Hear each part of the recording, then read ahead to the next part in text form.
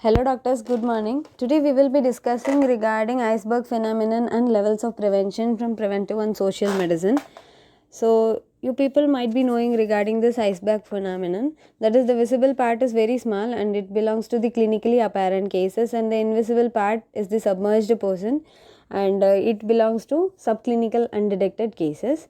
So floating tip, what physician sees in the community, those are clinical cases which we are seeing in the clinics.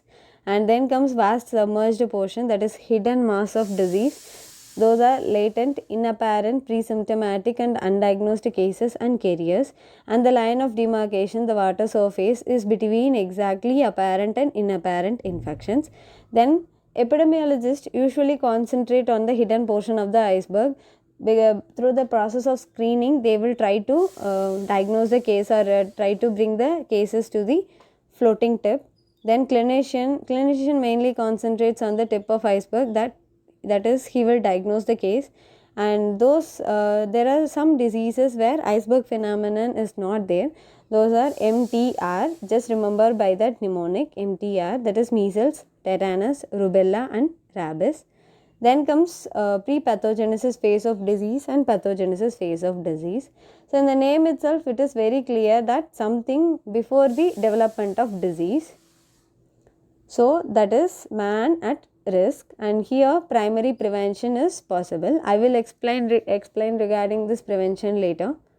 Then comes pathogenesis phase of disease. Here it is very clear that the disease had originated, matlab it had begun, and the multiplication of organism also happened, and the disease had also been initiated, and the final outcome may be recovery or disability or death. Okay.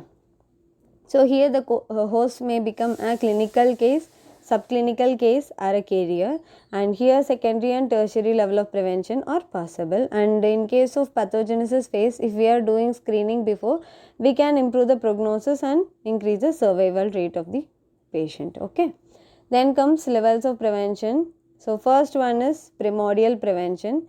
It is nothing but we are addressing the common public and we are encouraging the good lifestyle. Okay, this is about encouraging the good lifestyle in common public. That is the main example. So let us see what it had been given here. And here, before the emergence of risk factor, we are preventing. Okay. So harmful lifestyles are discouraged through individual and mass education, and it is useful in the prevention of chronic disease, and it is a primary prevention in its purest sense. So then comes primary prevention. So we'll start with an example that if we are having a family history of diabetes, and we will advise that particular patient to promote their lifestyle so that they won't be developing diabetes too early. Okay.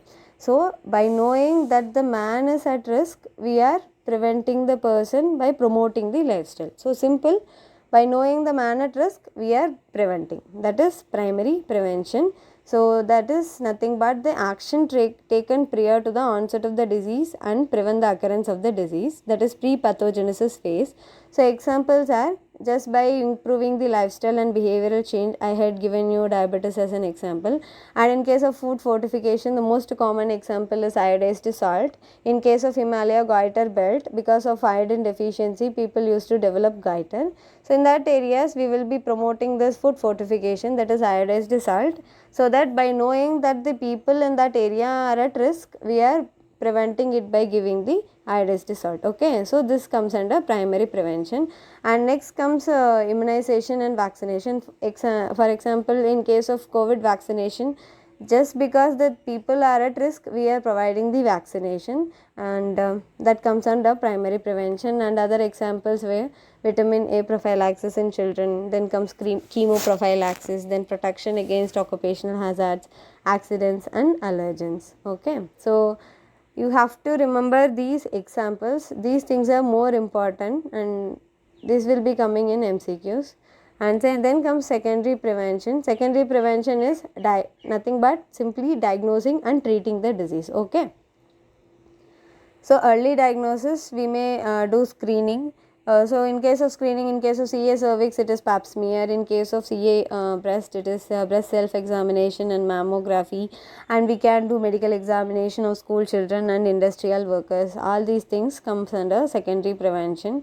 And most of the health programs initiated by the government of India comes under secondary level of prevention. For example, in case of National Blindness Control Program, they used to detect the disease condition and they used to treat. For example, they had conducted lot of cataract surgeries after detecting the disease condition. So, whatever the program government is announcing, it is based on secondary prevention, that is early diagnosis and treatment. Then comes mass treatment approach in case of few disease conditions like trachoma, malaria, Yas, Penta and Beetle. These mass treatment approach also comes under secondary prevention. Then last one, that is tertiary prevention. It is prevention in late pathogenesis phase of disease. So it is clear that already the pathogenesis had developed, disease had developed and it came to the late condition. Late, what it is mainly dealing with the complications and rehabilitation. So just try to remember the mnemonic DIDH. This is the exact cycle of disease development and how the people are becoming handicapped. That is DIDH. First disease will develop and it may lead to impairment, and this impairment may lead to the disability, and disability may lead to handicap. So just go to the interpretation part, you can understand this easily. Just think that the person had met with road traffic accident or some other disease condition. So first deceased, and because of road traffic accident he has lost his leg, so that becomes impairment. And just because of losing his leg he can't do his normal activity, daily essential activity like walking, so disability happen. And just because he can't do this walking, he had lost his job and he can't fulfill his role in his family. This leads to handicap, that is psychosocial disadvantage. Just remember this DIDH cycle: disease, impairment, disability and handicap. Then last is quaternary prevention. It is nothing but preventing the patient from over treatment and protecting from new medical procedures. And thank you so much. Hello doctors, இன்றைக்கி நம்ம பார்க்க போகிறது preventive and social மெடிசனில் இருந்து iceberg phenomenon and levels of prevention. So first இது iceberg, ஓகேவா? So நல்லா தெரிகிற விஷயம் வந்து கொஞ்சமாக தான் இருக்குது, பனிப்பாறை. அது வந்து கிளினிக்கலி அப்பேரண்ட் கேசஸ் அப்படின்னு சொல்கிறாங்க. அதுவே மறைஞ்சிருக்கிறது ரொம்ப பெருசாகவும் இருக்குது, இன்விசிபிள். அது என்ன அப்படின்னா சப்கிளினிக்கல் அன்டிடெக்டட் கேசஸ் அப்படின்னு சொல்கிறாங்க. ஸோ சப்கிளினிக்கல் மட்டும் இல்லாமல் இந்த டயக்னோஸ் பண்ண முடியாத கேசஸ்ஸு, அன்டயக்னோஸ்டு கேசஸ், கேரியர்ஸு, அதுக்கப்புறம் வந்து இன்னும் பேரண்ட் இன்ஃபெக்ஷனு, ஏசிம்டமேட்டிக் கேசஸ், இது எல்லாமே வந்து அந்த இன்விசிபிள் பார்ட்டில் வந்துடும். ஸோ விசிபிள் பார்ட்டில் இருக்கிறதா வந்து நம்ம ஆஸ் அ கிளினிஷியனாக ஒரு கிளினிக்கல் செட்டப்லேருந்து ட்ரீட்மெண்ட் பண்ணிகிட்ருக்குறோம். So floating tip what physician sees in the community, அதாவது கிளினிக்கலாக நம்மளுக்கு ப்ரெசென்ட் ஆகிற cases. Vast submerged portion already சொன்னேன், latent, inapparent, presymptomatic and undiagnosed cases and carriers. அடுத்து லைன் ஆஃப் டிமார்கேஷன், எக்ஸாக்டாக வந்து அப்பேரண்ட் அண்ட் இன்னப்பேரண்ட் இன்ஃபெக்ஷன்ஸை பிரிக்கிறது. ஸோ நெக்ஸ்ட்டு எபிடெமியாலஜிஸ்ட் வந்து எப்போவுமே வந்து அந்த ஹிடன் போர்ஷன் ஆஃப் ஐஸ்பர்கில் தான் ரொம்ப அதிகமாக கான்சன்ட்ரேட் பண்ணுவாங்க. ஸோ அந்த மாதிரி கேசஸை வந்து ஸ்க்ரீன் பண்ணுறது தான் வந்து அவங்களோட மெயின் எய்மு. அது வந்து கிளினிஷியன் வந்து டிப் ஆஃப் ஐஸ்பர்க் தான். ஸோ ஃப்ளோட்டிங் டிப்பில் இருக்கிற பேஷண்ட்டை வந்து டயக்னோஸ் பண்ணி அவங்கள ட்ரீட் பண்ணுறது தான் வந்து ஒரு கிளினிஷியனோட அப்ரோச்சு. ஸோ மெயினாக வந்து ஐஸ்பர்க் ஃபினாமினன் இல்லாத டிசீசஸ் என்னென்ன, அதாவது வந்து ஒரு ஹிடன் விஷயமே இருக்காது. Once they are getting affected கண்டிப்பாக வந்து சிம்டம்ஸ் வரும், அவங்க வந்து ஈஸியாக வந்து கிளினிஷியனை அப்ரோச் பண்ணிடுவாங்க. அந்த மாதிரி என்னென்ன கண்டிஷன் அப்படின்னா எம்டிஆர் அப்படிங்கிறது ஞாபகம் வச்சுக்கோங்க. Measles, tetanus, rubella, rabies. இந்த கண்டிஷனில் வந்து ஒரு ஹிடன் போர்ஷனே போகாது, டைரெக்டாக வந்து டிசீஸ் அஃபெக்ட் ஆனோடனே அது நமக்கு ப்ரெசென்ட் ஆக ஆரம்பிச்சிடும் கிளினிக்கல் சைன்ஸ் அண்ட் சிம்டம்ஸோட. Okay, so MDR, measles, tetanus, rubella and rabies.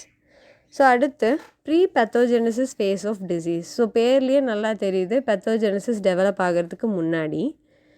அதே தான் இங்கேயும் சொல்லியிருக்காங்க, மேன் அட் ரிஸ்க் அப்படிங்கிறது ஞாபகம் வச்சுக்கோங்க. இந்த இடத்துல எந்த மாதிரி ப்ரிவென்ஷன் நம்ம பார்க்கலாம் அப்படின்னா ப்ரைமரி ப்ரிவென்ஷன். சரி, நான் அந்த ப்ரிவென்ஷன் பற்றி பின்னாடி சொல்கிறேன். அடுத்து pathogenesis phase of disease. So இதுலேயே நல்லா தெரிஞ்சிருச்சு, அதாவது வந்து டிசீஸ் டெவலப் ஆகிடுச்சு அப்படின்னு அர்த்தம். So begins with the entry of organism உள்ளே வருது, அதுக்கப்புறம் மல்டிப்ளை ஆகுது, டிசீஸ் வந்து டெவலப் ஆகுது. எய்தர் ஃபைனலாக வந்து ஒன்று ரெக்கவர் ஆவாங்க, இல்லைன்னா வந்து டிசேபிலிட்டி வரும், இல்லைன்னா வந்து டெத்து தான் அப்படிங்கிறத சொல்கிறாங்க. ஸோ ஹோஸ்ட் வந்து இந்த இடத்துல மேபி ஒரு கிளினிக்கல் கேஸாக ப்ரெசென்ட் ஆகலாம், சப் கிளினிக்கல் கேஸாக ப்ரெசென்ட் ஆகலாம், இல்லை கேரியராக கூட ப்ரெசென்ட் ஆகலாம். ஸோ இந்த மாதிரி இடத்துல வந்து secondary and tertiary level of prevention தான் தேவைப்படுது. ஸோ ஒரு ஸ்க்ரீனிங் முன்னாடியே பண்ணுறதுனால நம்ம ப்ரொக்னோசிஸையும் இம்ப்ரூவ் பண்ண முடியும், ஒரு பேஷண்ட்டோட சர்வைவலையும் இம்ப்ரூவ் பண்ண முடியும். ஓகேவா? ஸோ 2 கண்டிஷன் பார்த்தோம், pre pathogenesis phase, pathogenesis phase. Pre pathogenesis ஃபேஸில் வந்து ப்ரைமரி ப்ரிவென்ஷன் தான் பண்ணணும், பேத்தோஜெனிசிஸ் ஃபேஸில் வந்து செகண்டரி அண்ட் டெர்ஷரி ப்ரிவென்ஷன் பண்ணணும். ஓகேவா?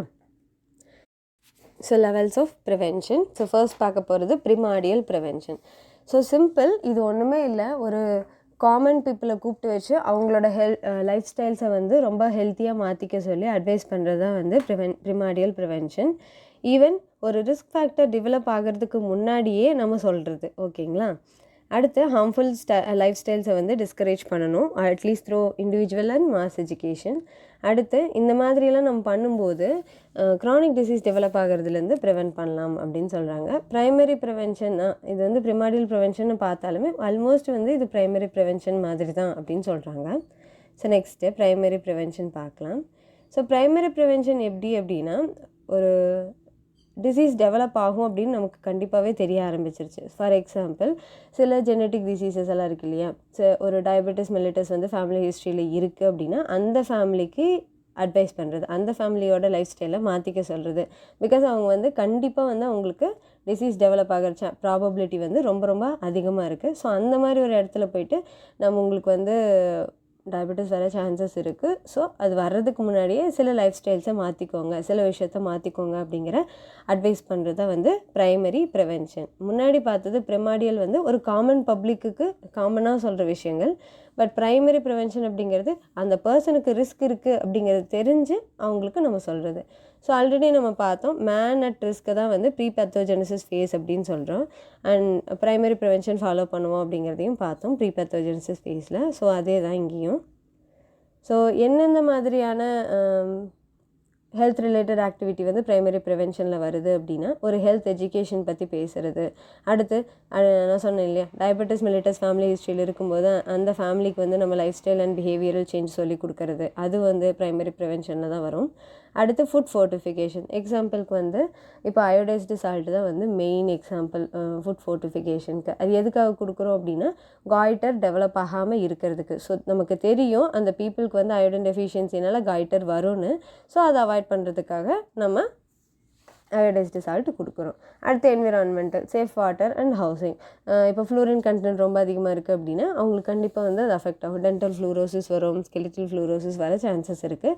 ஸோ அந்த மாதிரி கண்டிஷனில் நம்ம டீஃப்ளூரிடேஷன் பண்ணி அவங்களுக்கு சரியான ஒரு வாட்டர் கொடுக்கறது கூட ப்ரைமரி ப்ரிவென்ஷன் தான். ஓகே, அடுத்து ஸ்பெசிஃபிக் ப்ரொடெக்ஷன் ஆஃபர் பண்ணுறதும் ப்ரைமரி ப்ரிவென்ஷனில் தான் வருது.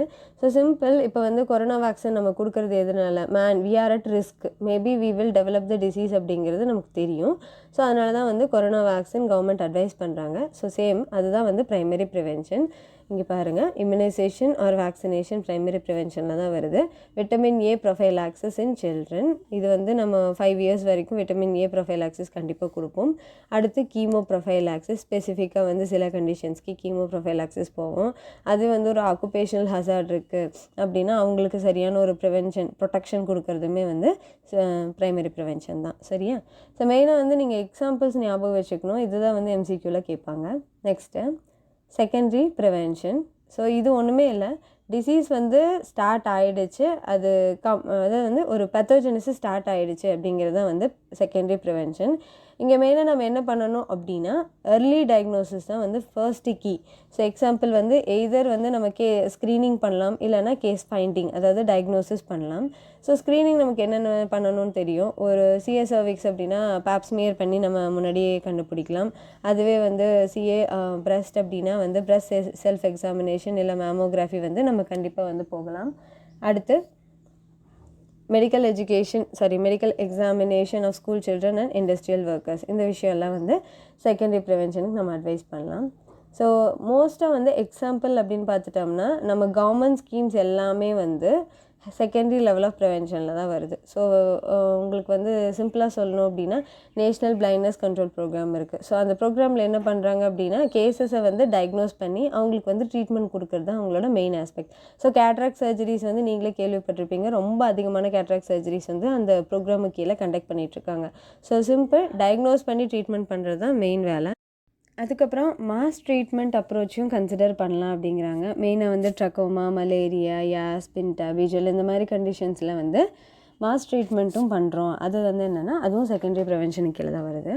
Next tertiary prevention. இது என்னென்னா late pathogenesis phase of disease அப்படின்னு சொல்கிறாங்க. டிசீஸ் வந்தாச்சு, டயக்னோஸ் பண்ணியாச்சு, ட்ரீட்மெண்ட்டும் பண்ணி அது டிசபிலிட்டி போது வர்றது தான் வந்து டெர்ஷரி ப்ரிவென்ஷன். ஸோ மெயினாக வந்து டிசபிலிட்டினால ஒரு லிமிட்டேஷன் வருது, அவங்களுக்கு ரீஹேபிலிட்டேஷன் தேவைப்படுது அப்படின்னா அது எல்லாமே வந்து டெர்ஷரி ப்ரிவென்ஷன் தான் வந்துடும்.